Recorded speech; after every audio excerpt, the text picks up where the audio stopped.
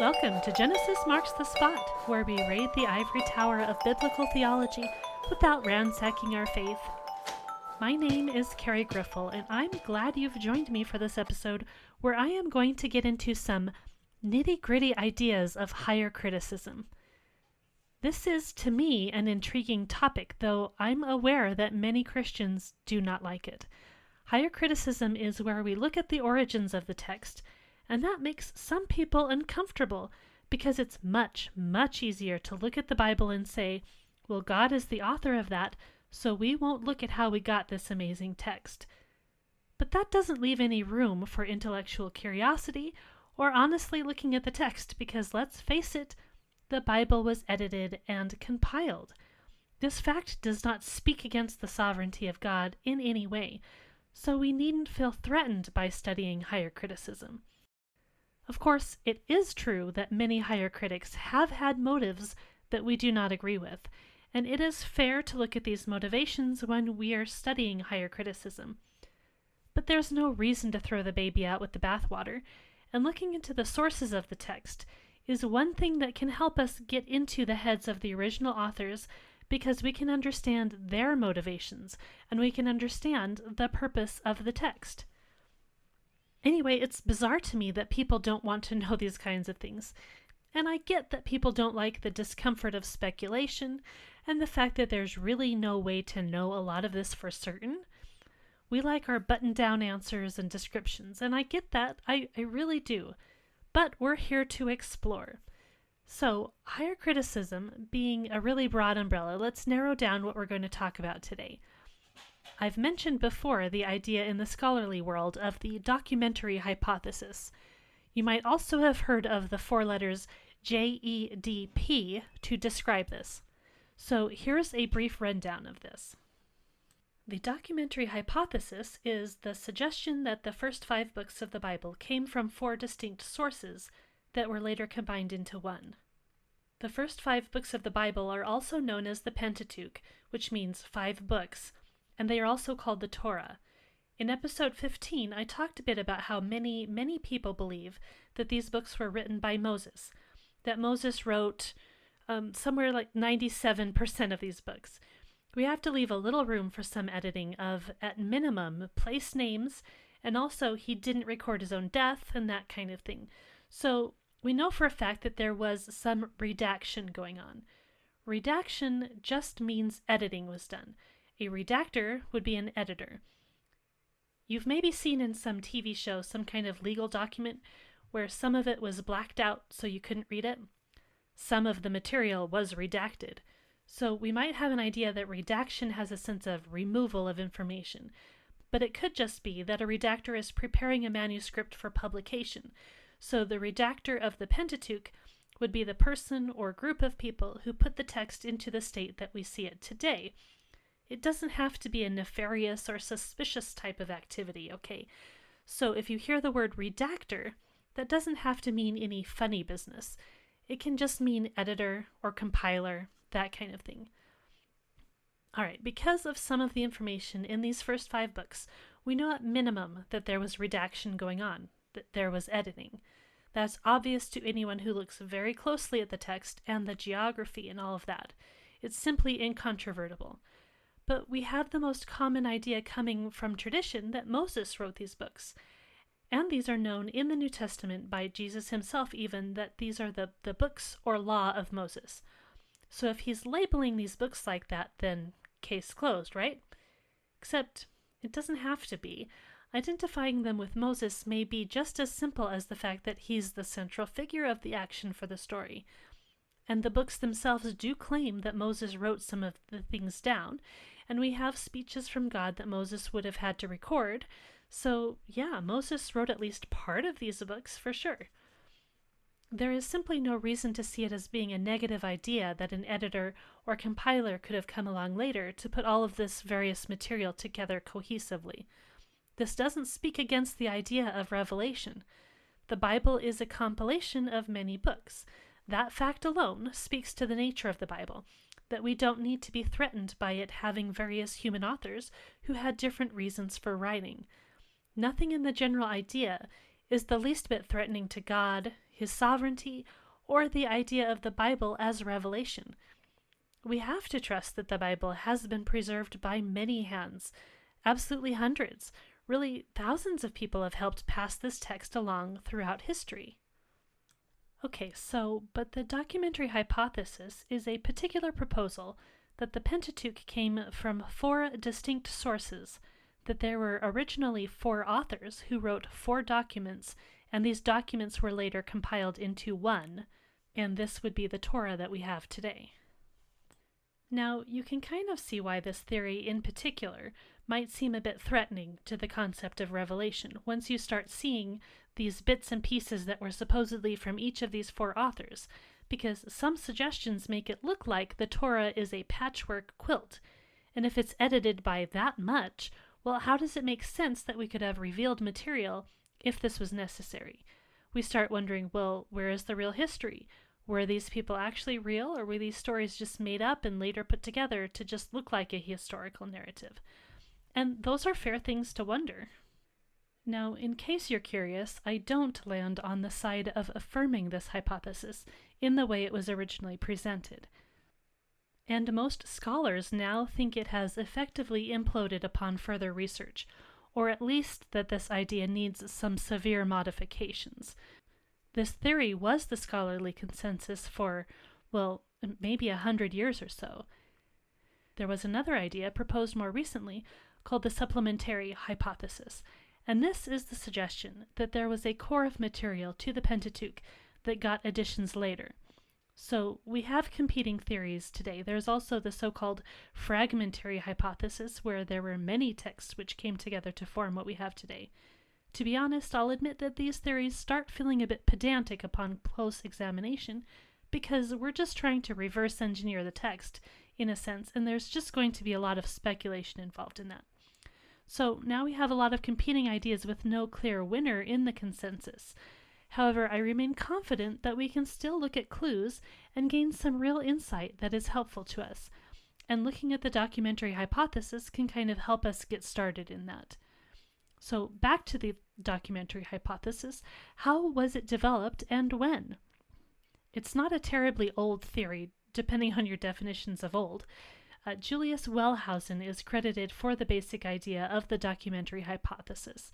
He was a German scholar who worked in the later part of the 1800s to the early parts of the 1900s. The mid-1800s on was a very interesting time of biblical scholarship in a lot of ways.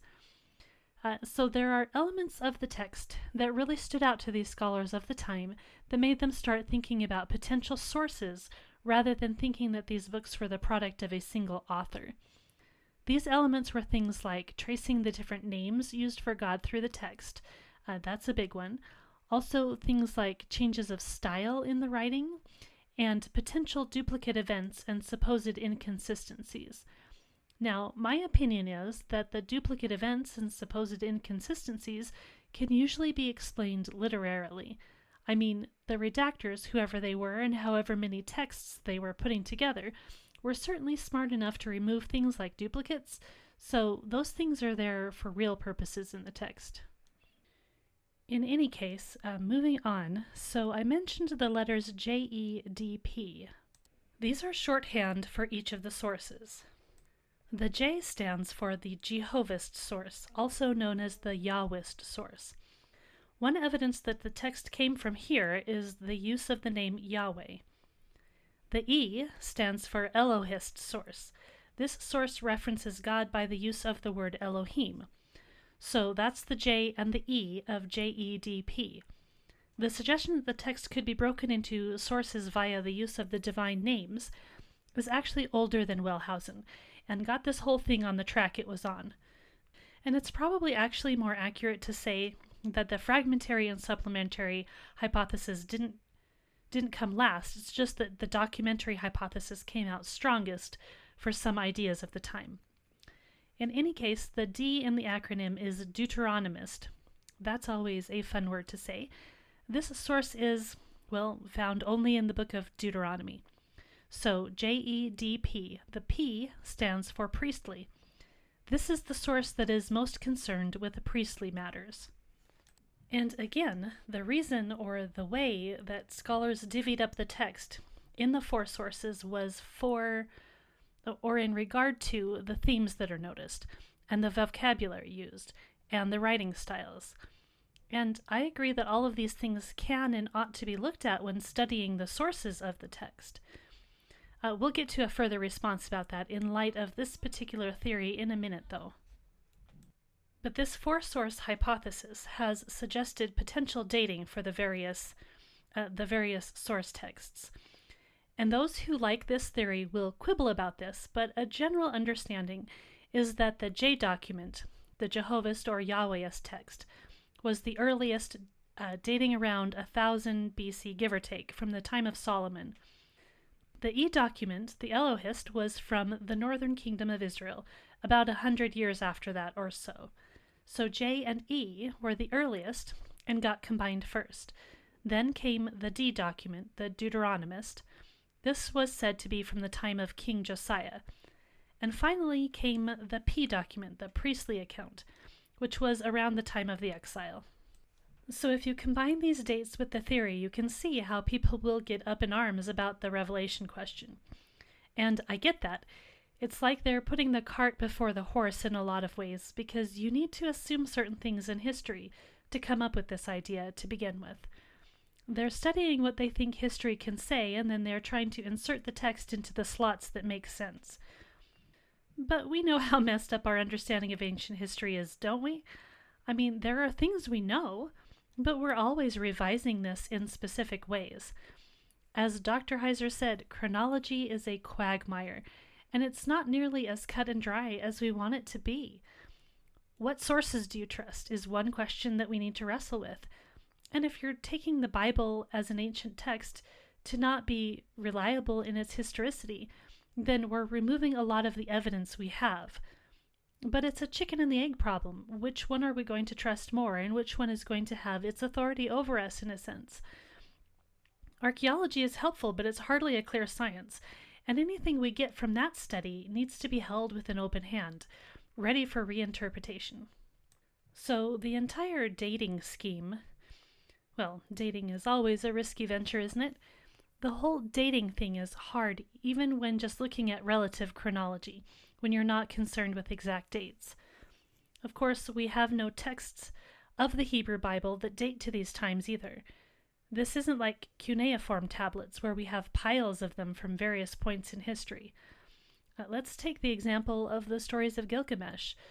We have quite a few cuneiform tablets from various points in time, which show that this story is definitely extremely old. And it got changed through time to suit new purposes. That's just what they did with texts.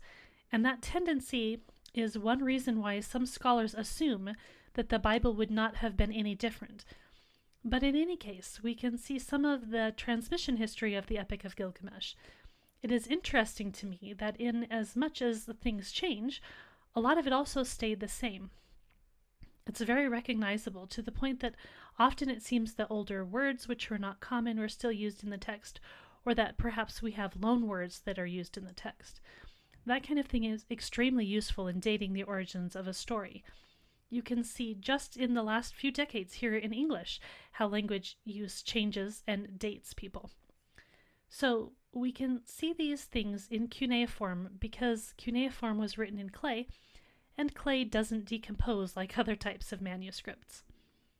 So is the Bible just like these, that we have older texts which were repurposed and reused and put together to look like a cohesive story? How do we think of that from the perspective of Christianity? Well, I have a few questions that aren't adequately addressed in all of this, to my way of thinking. Now, in principle, I have no problem against multiple sources, and potentially the documentary hypothesis can help direct a few thoughts. I don't have a problem with the general idea that many things could have been written in history that someone then later combined under direction of inspiration. I think looking at inspiration as a process rather than a single event makes much more sense in any case. God can certainly direct people through time just as well as he might direct any single person or orchestrate things in certain ways. But why four sources? If you're trying to keep things as simple as possible, I can appreciate that. Part of the procedure of science, after all, is that it tries to find the simplest explanation that fits all the available data. And I think that's why they tried to land on 4. So that's fair, but it's still arbitrary to some extent. There's frankly no way we could actively limit it like that to know it was only 4 sources. And then, trying to fit those into a space of about 500 or 600 years, again, it seems that the Epic of Gilgamesh spanned far longer of a time than that. So why limit these source texts to beginning in the reign of Solomon? Probably the reason for that is that it was assumed Israel as a nation didn't really exist prior to that. As there is too much data in the text to suggest a connection to Egypt, and thus the Exodus, that doesn't wash with me. As I said in episode 15, the fact that the tabernacle description and some other things so closely resembles things we see in Egypt, I think that in itself is proof enough of the Exodus. But we're not going to discuss the Egyptian side of things just yet. Since the documentary hypothesis doesn't really accept much direct connections with Egypt as anything more than being an influence via trade and international politics and the like, we'll leave that discussion for another day. So far my issues with this hypothesis is that I don't think we can assume only 4 sources, and it isn't satisfactory for the connection with Egypt. The next big issue is that it assumes an evolutionary development of the Israelite religion. This is probably a big reason why the documentary hypothesis won out at the time over other theories, because evolution was the big idea on the scene, and everyone thought, hey, if creatures evolve, then so do ideas, and here's how we fit all of that into a neat little system. I'm not particularly for or against biological evolution, but even there, we have to admit it's not really as smooth of an idea as was supposed originally. Things just get messy when we really look at them, funnily enough. They don't fit into our pre-ordered and nicely packaged systems. That's not a reason not to pursue systematic thinking, but it's a reason to pursue rethinking all of those systems. Another point, a style of writing is, well, it's not useless in determining source material, but when you have editing going on, how do you determine what the style of it was to begin with? And we most definitely do have editing, like throughout the whole text. So this idea that someone just copied and pasted text together, that's just silly. Oh, look at that. We have 2 stories in the Pentateuch that look like they are just different versions of the same thing. That must mean that they just copied those stories and didn't realize that they were the same story differently written. I mean, really? The editors weren't smart enough to just take one of those out? This is the point that the theory makes that I just really cannot take seriously. We could say the same about the use of the divine names. They weren't smart enough, editors, to fix all of that in some way. If you look at the text carefully, it's undeniable that there are layers upon layers of design. You don't get that by taping pages together randomly. And looking at motivations of authors, yes, there are multiple reasons for the writings. But again, you can't split them into simple divisions. And I'll lay out some evidence for this. If you separate the text into having different sources, you're going to come across some problems when it looks like a particular section comes from multiple sources. Actually, let's go ahead and get into an example there. The theory came about first because of the different ways God is addressed. In some texts, he is known as Yahweh, and in some texts, he is Elohim. The suggestion is that the name Yahweh was not known until later, so of course it couldn't have been used in a source that was written earlier, right? So that's why we have places where God isn't called Yahweh. Except this isn't consistent. Genesis 22:11 is supposed to have come from the e-source document, yet it uses Yahweh, the angel of the Lord. Lord there is Yahweh. The fact is, the different uses of the addresses for God can be explained quite simply by an appeal to different aspects of God and his relationship to humanity. God is both the universal creator of all humankind, and he also took Israel as his own special people, with whom he will bless all of humanity. That's a covenantal relationship. So the different uses of terms could reflect these different realities, which are actually the same reality, differently expressed. Now, it's commonly understood that passages in Exodus, like Exodus 6:2-3, suggest that no one knew the name Yahweh before Moses. But there are grammatical reasons to suggest that this is not a necessary interpretive option for that. It's too complex a matter to get into here, but in short, there are perfectly good options of translation which don't suggest that the name is a new revelation to Moses. And if it's not a new revelation later, or even if it didn't come to be used later but rather can be seen to have been used earlier, then the basis for separating the text by the use of names falls apart. And if we can't separate the text that way, this theory effectively fails. Now, that does not mean that we cannot speak in terms of different expressions of the text. That's an entirely different thing. Can different parts of the Bible be used to communicate different things? Absolutely. I find that in fact quite essential. And that's the power of looking at things like vocabulary use. It can hint at different intentions by the authors. However, it doesn't require different original sources, and certainly not different times of writing. I mean, I just mentioned how different names for God can show different ways he interacts with humanity. Genesis 1 and 2 are fantastic places to look at this because Genesis 1 uses Elohim to refer to God, and Genesis 2 uses Yahweh Elohim, translated as Lord God. So in JEDP theory, we might see Genesis 1 as an example of a text that came from E, and Genesis 2 came from J because of its use of the names.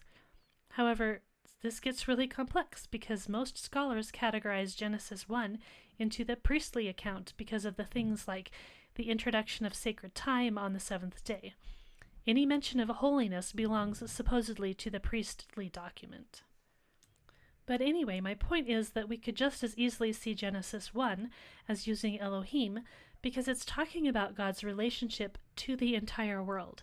Genesis 2 uses Yahweh Elohim because it is now describing the creation of man in detail, and God's relationship specifically with man is in covenant. Genesis 2 isn't concerned with creation at large, but rather how God and humanity intersect. I mean, in Genesis 2, it's not about God creating the plants and animals, but about how plants and animals are subordinate to man's needs. So there's a hierarchy with God and man and everything else below that, whereas in Genesis 1, it is God and all of creation. All right, well, at the end of the day, what we need to look at in regards to the documentary hypothesis is, does it actually have strong explanatory power? Is it the best explanation of what we see in the text? Does it explain what we see better than other ideas? Through the examination of the last few decades, it seems pretty clear that it just isn't the best explanation for pretty much any data point. But I will say that it has brought us the boon of seeing the character of God in different aspects.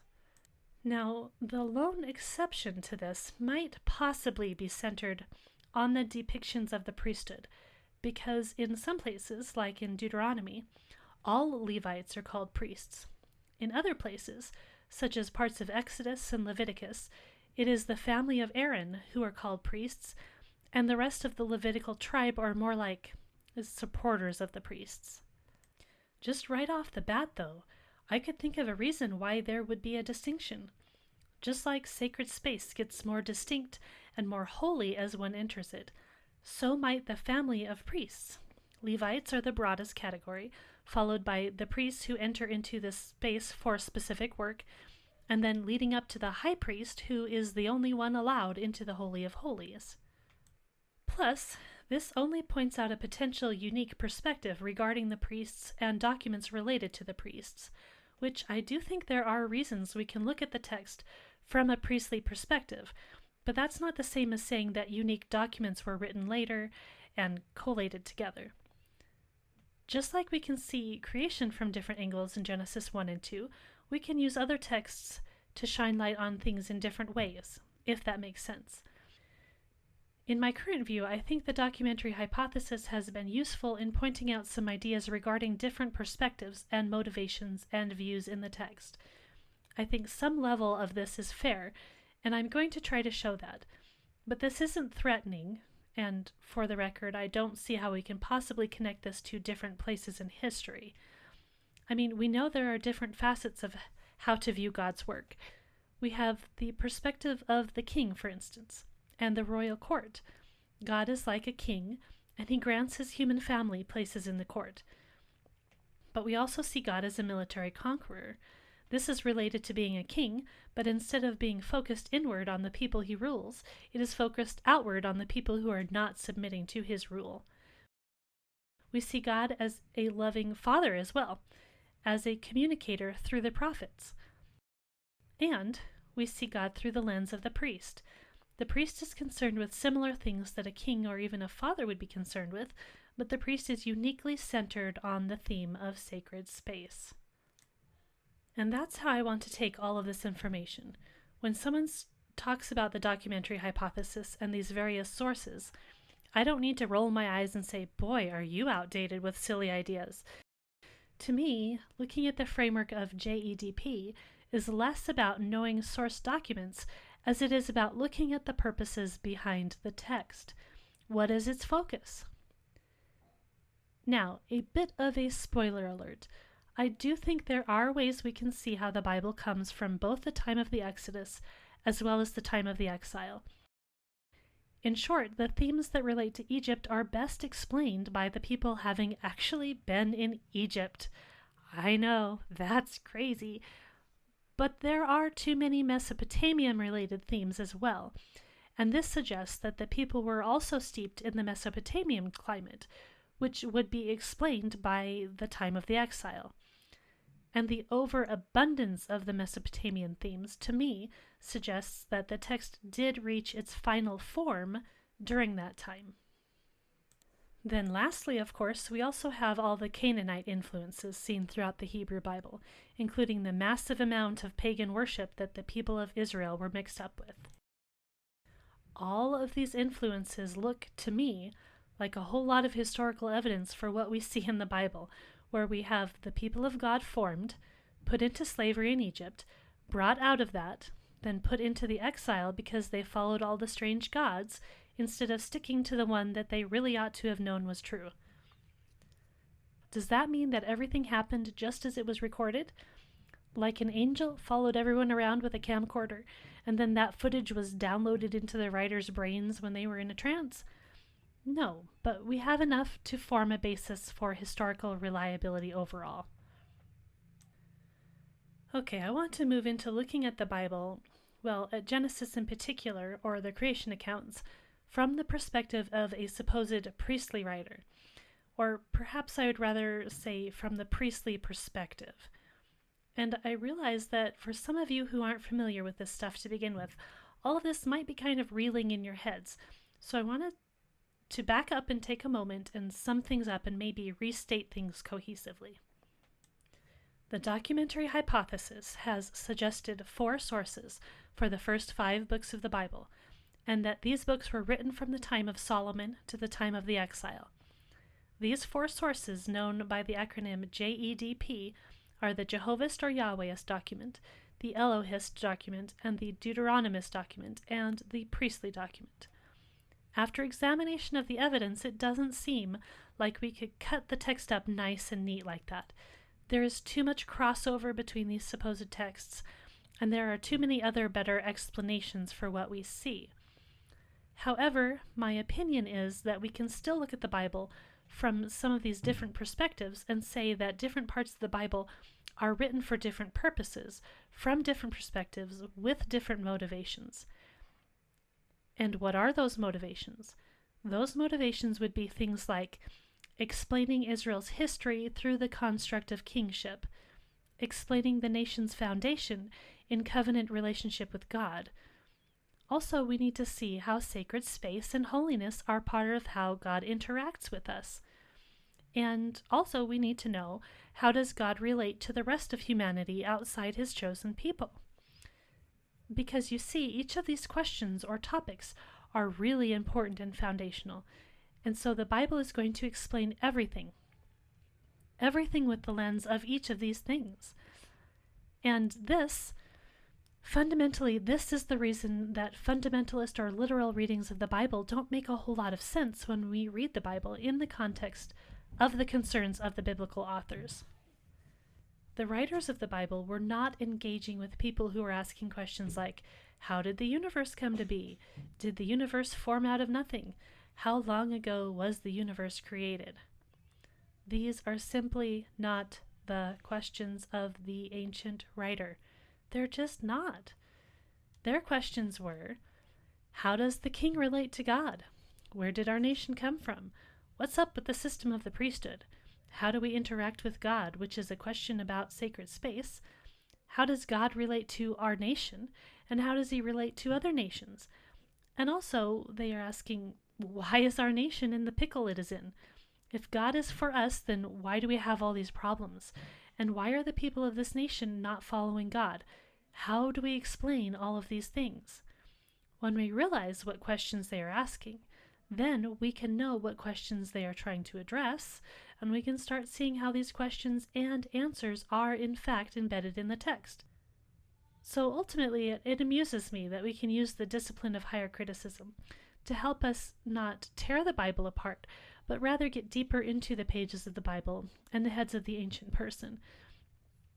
It is in actuality the discipline of higher criticism which caused backlash in the confessional scholarly community to double down into the ideas of literal fundamentalism, because confessional scholars were allowing the more liberal scholar to define everything.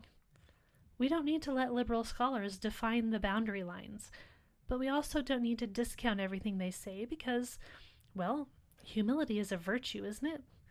I think that includes intellectual humility. And curiosity, that's a good thing too.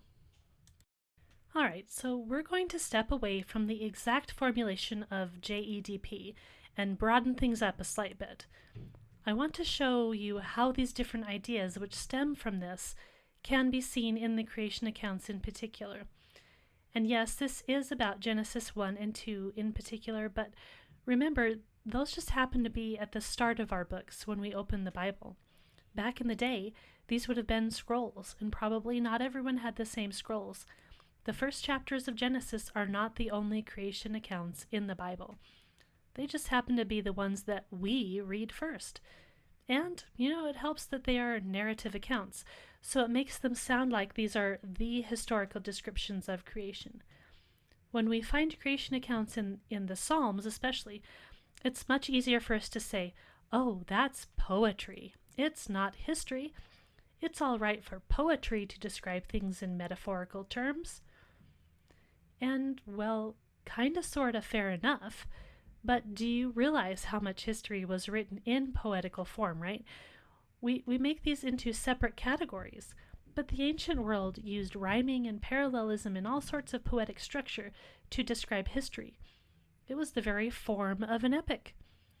So I think it's right of us to not take our modern categories of genre and place them back in the text. I see all kinds of claims that Genesis has every aspect of a continuous historical narrative, and yet everyone will also realize that the first 11 chapters are radically different than the chapters that come after. Anyway, let's dig into the Bible. We're going to look at Genesis 1, Genesis 2, and Psalms 8, 74, and 104. There are passages in the prophets and so-called historical writings that we could also look at if we have time, but we gotta start and end somewhere. I also want to bring to mind other creation accounts outside of the Bible.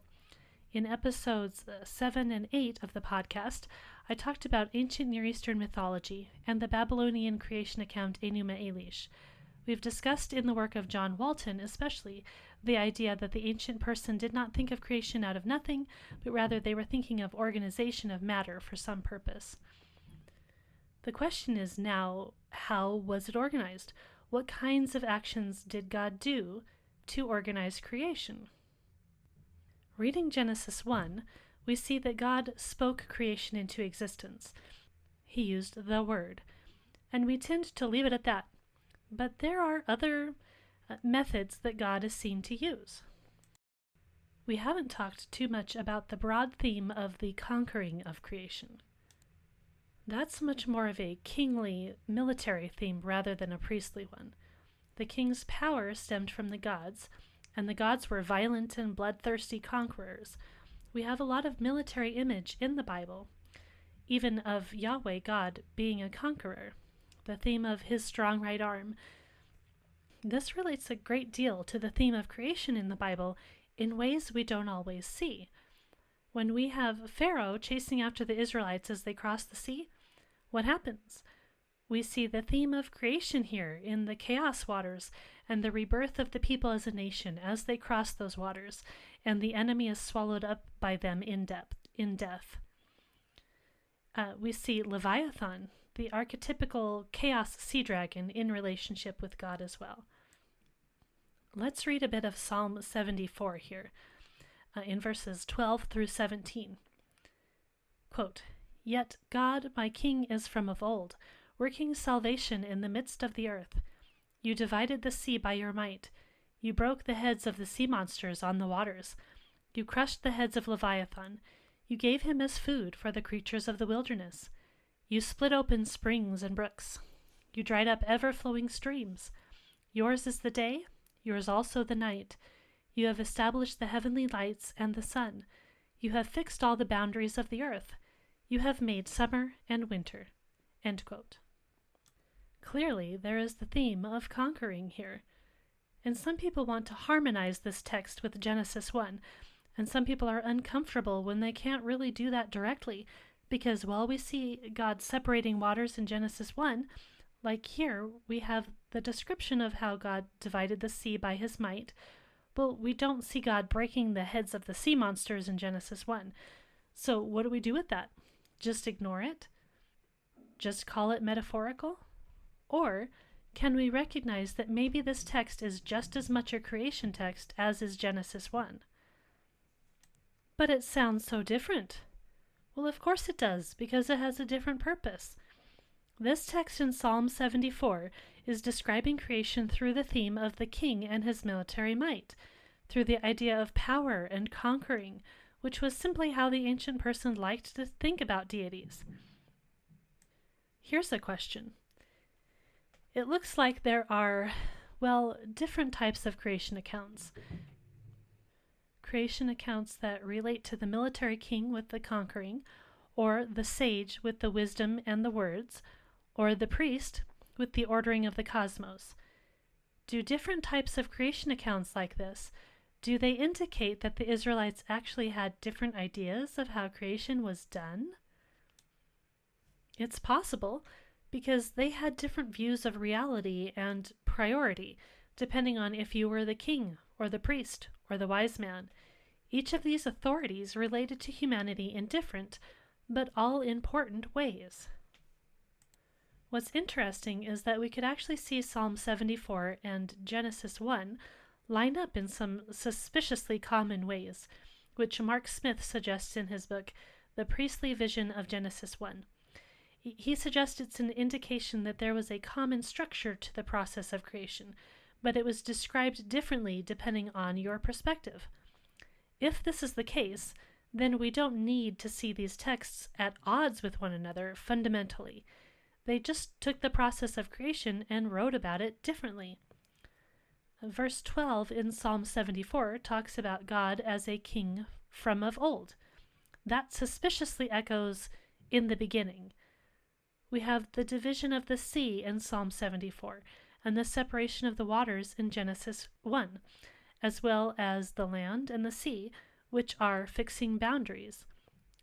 Both accounts echo the division of the day and night, and the lights in the sky, and seasons. We have a focus on food. There's probably more connections than that even.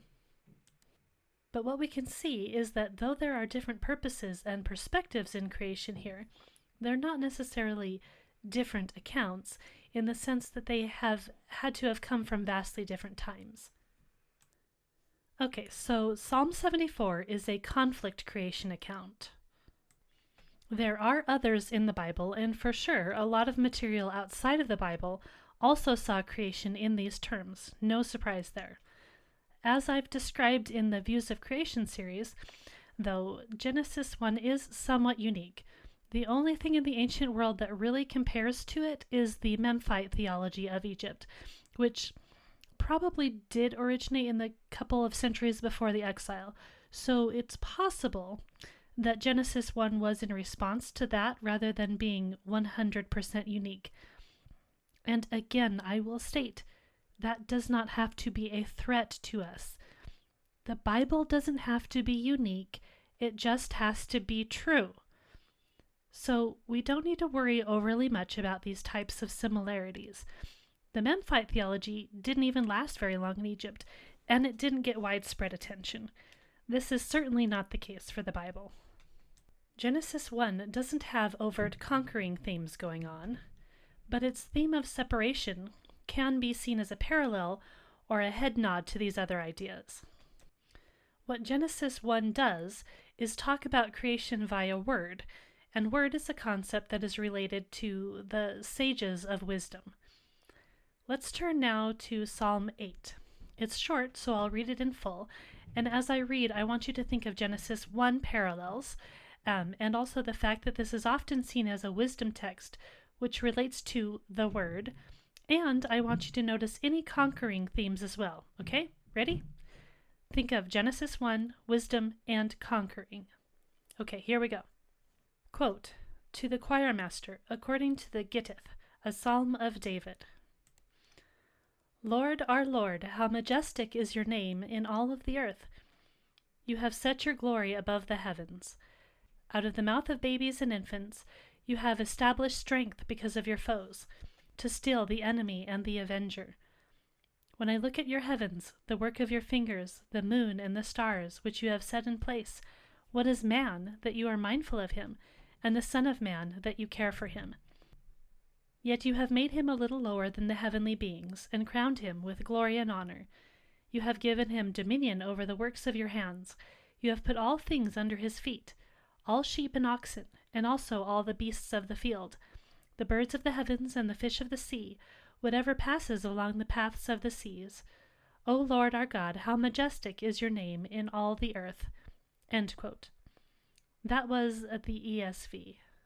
Okay, did you notice the mentions of the name, the mouth, and the glory?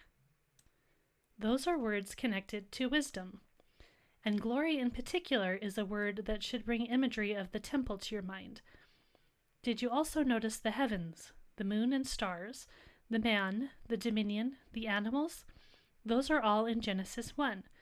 And lastly, did you notice the established strength, the foes, the enemy, and the avenger? All conquering language. So here in Psalm 8, which is generally understood to be a wisdom creation text, we have the themes of Genesis 1. We have the idea of sacred space being called to mind, and we have the idea of conquering. Okay, so if we wanted to look for the elements that would describe which text this supposedly comes from in the documentary hypothesis, what would stand out here? We have Yahweh, so this could be from the J document, or it could be from the priestly source because of the term glory. Genesis 1 is supposed to be written by the priests, so Psalm 8 seems to line up in that in a number of things, but then why does Genesis 1 use Elohim for God, and this text uses Yahweh? Basically what I'm saying is we could pick and choose which source this comes from, depending on which element we are looking at. It's just, it's not all that helpful.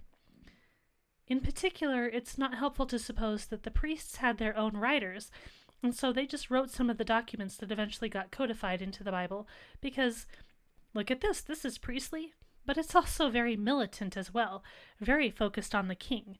If the priests were their own writers of their own texts, this wouldn't make much sense. Alright, so I'm officially abandoning the four-source hypothesis. It seems to me like the Bible is simply too cohesive to go down that path. And maybe that just means it had good editors at the end. So what? The editors needed to be just as inspired as any writer would need to be. but I think it's definitely fair and helpful to look at the motivations behind the meaning of the text. And this includes looking at the elements that JEDP looks at: the names of God, the inclusion of priestly elements, the style of writing. So in Psalm 8, there are a lot of similarities with Genesis 1, dominion for a major one. But Genesis 1 uses the term Elohim for God, and Psalm 8 uses the term Yahweh. I think it might be interesting to consider why that might be. If you don't have Psalm 8 open, I suggest taking a look at it sometime and noticing how it is split into two parts with the middle section. This is a chiasm. A chiasm is like a mountain. You climb up the mountain, you get to the top, then you climb back down the other side of the mountain. The peak of the mountain, the middle part of the text, is something that is being emphasized. The first part of Psalm 8 is about God and the heavens. God has established his strength. God is the creator and king. God has glory in the heavens. Then we get to the middle of the psalm, and it's all about humanity and how humanity has been given dominion. The last part of the psalm is about our place in creation, culminating at the end with, still, it being God's name, not ours, that is proclaimed with glory. So there's this mirroring going on with God and humanity. If you've been listening to the imaging episodes I've been doing, especially with Joshua Sherman, you might have noticed that, and that's what a chiasm does too, is mirror the text on either side of the high point. It starts and ends with God here, and humanity is the pinnacle of creation whose purpose is to rule in light of God's heavenly rule, and to bring God's name and God's glory to the earth. Genesis 1 has a similar message, but it's constructed differently. All of creation leads up to humanity in Genesis 1, and it doesn't talk specifically of the purposes of man's dominion mandate. I think this is why the broader term of Elohim might be used in Genesis 1. The title of Yahweh is used in Psalm 8 because of this mirroring going on that relates to our covenantal relationship. Yahweh is a title for God in how he shows his power to creation, in a sense. And we, humanity, are part of that. When we hold earthly dominion as a mirror to God's heavenly dominion, we are displaying God's power to creation. We are literally reflecting the heavens to the earth. Our actions form part of God's coming down to creation in a real sense. And yeah, I just get super excited about all of that. It's all over the Bible. Okay, so my suggestion is that rather than look at the Bible like it's some product of evolutionary belief, we ought to be looking at it as far as what the purposes of the text were. So back to Psalm 74, what was that addressing? Well, we didn't read very much of that, so let's go to the beginning of that psalm. Quote, "O God, why do you cast us off forever? Why does your anger smoke against the sheep of your pasture? Remember your congregation, which you have purchased of old, which you have redeemed to be the tribe of your heritage. Remember Mount Zion, where you have dwelt. Direct your steps to the perpetual ruins. The enemy has destroyed everything in the sanctuary. Your foes have roared in the midst of your meeting place. They set up their own signs for signs. They were like those who swing axes in a forest of trees. And all its carved wood they broke down with hatchets and hammers. They set your sanctuary on fire. They profaned the dwelling place of your name, bringing it down to the ground. They said to themselves, we will utterly subdue them. They burned all the meeting places of God in the land." End quote. Hey, look at that. Here we have God as conqueror, and in this psalm, the psalmist is wondering how and why they have been beset by enemies who have conquered them. So the psalmist is calling on the Creator in the theme of conquering creation. This psalm is asking God to remember his covenants in relation to his people, asking God to be the great conqueror on behalf of them once more. So it's easy to say that this is just a metaphorical language when we have it embedded in this kind of a situation. The thing is, we don't have that kind of setup for Genesis 1. It's harder to tell what the purpose of that is in light of anything else. So we default to in the beginning and looking at it in kind of a more static and sterile sense in a way. I mean, we treat Genesis 1 like it was the first thing humanity ever wrote, as if it came out of no context whatsoever. But I don't think that's fair to it, because that seems to treat it like it's disconnected, when really the themes of Genesis 1 do stretch through the entire narrative of the Bible. But how do we get the context we should read this in, then, when it's the first thing that we read? This is where we're going to turn to Genesis 2. How can that shed light on Genesis 1? Well, we've previously talked about some of the distinctive differences of Genesis 1 and Genesis 2. In light of the documentary hypothesis, it's a common suggestion to say that these are two creation accounts that someone, somewhere, decided to paste together because, hey, why not? I've seen others say, oh, they're different accounts, but they're still kind of randomly put together. They just have different purposes. That's slightly closer to the truth, in my estimation. Still missing some things that are important, I think, because I don't think they're really all that randomly connected after all.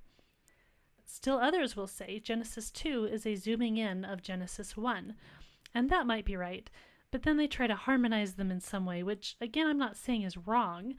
This is probably the closest thing we could say. But Mark Smith suggests that Genesis 2 forms a kind of commentary on Genesis 1, not in the sense that Genesis 1 can't just be read on its own, but that Genesis 2 gives us context that we need in order to understand Genesis 1. Smith says it's odd that Genesis 1 is the text that is considered to be from the priestly account, because Genesis 2 has so much to say in regards to Adam acting and being a priest. So is Genesis 1 not a priestly account then? Well, I think just the opposite. We read Genesis 1, which is a temple building text, but it doesn't give us a whole lot of information as to what it means to be the image of God. And then we read that Adam was created from the ground in the form of an idol. This is something that we're going to get into as our imaging series progresses. But it's much harder to see what Genesis 1 is doing without the following chapters, which includes Genesis 3. Genesis 1 and then Genesis 2 shine light on what exactly Eve should have been able to do in regard to that pesky snake. Also, what these chapters do when read as a whole is to combine the idea of the priest and the king. If you come at these chapters with the assumption preloaded that the king and priest are going to be separate people with separate duties and that's that, then the priestly imagery becomes difficult to sort out as to why it's there in these chapters.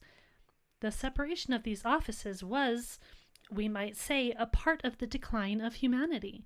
That matters to how we read everything else in the Bible. Oh, how strange and surprising that Christ should be both our king and our high priest. No, it's not strange at all. This was the original design, the original setup of creation, and the original intent of humanity.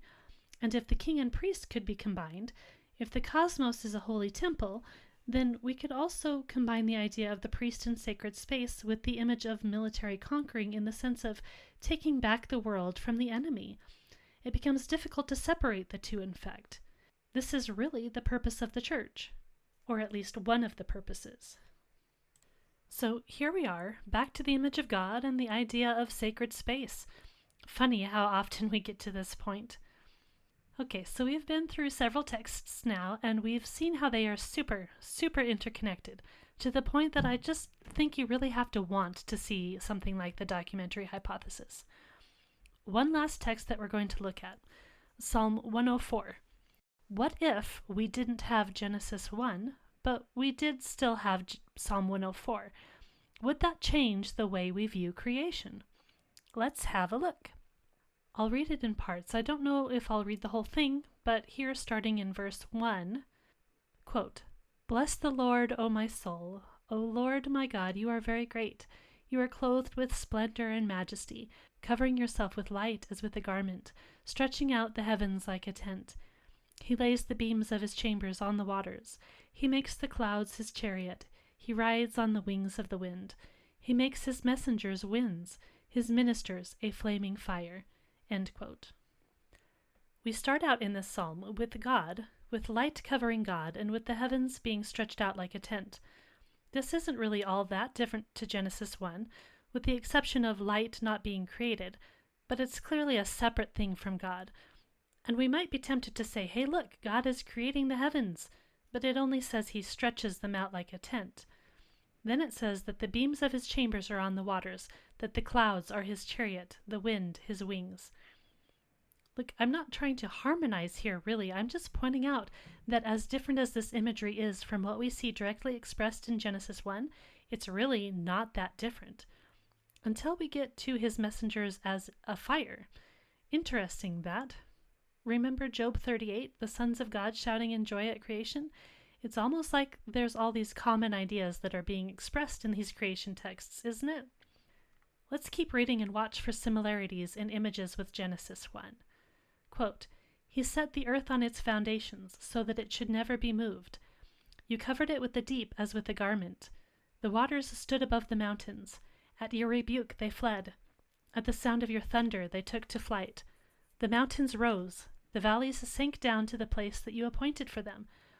You set a boundary that they may not pass, so that they may not again cover the earth.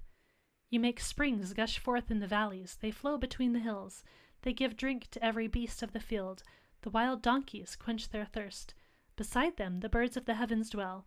They sing among the branches. From your lofty abode you water the mountains. The earth is satisfied with the fruit of your work.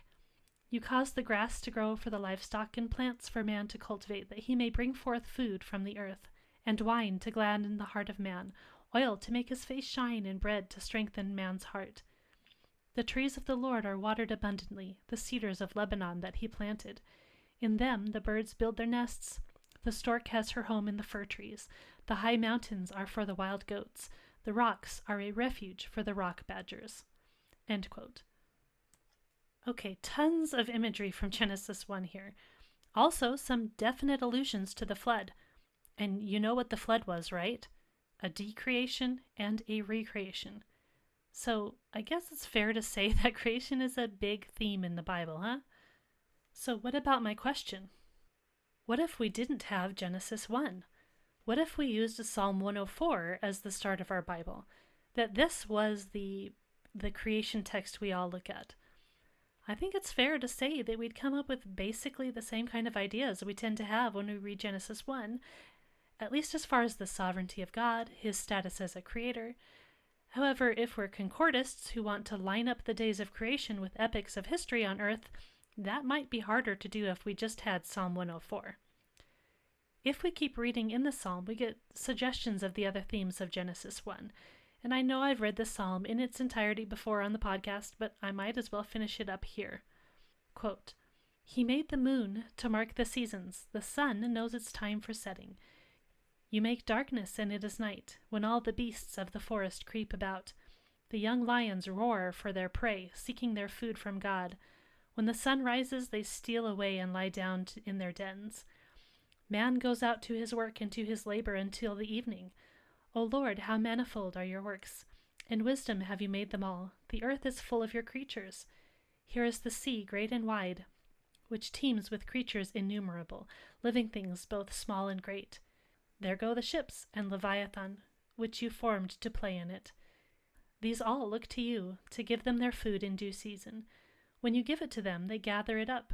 When you open your hand, they are filled with good things. When you hide your face, they are dismayed. When you take away their breath, they die and return to their dust. When you send forth your spirit, they are created, and you renew the face of the ground. May the glory of the Lord endure forever.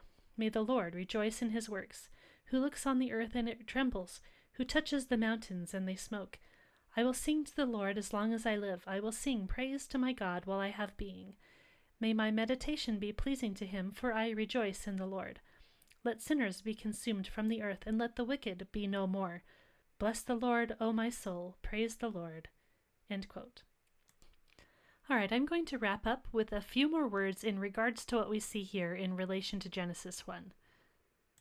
Again, we have the moon, the seasons, the sun, darkness, and beasts. We have the suggestion here of predator and prey, so there goes the idea of an idyllic creation without death.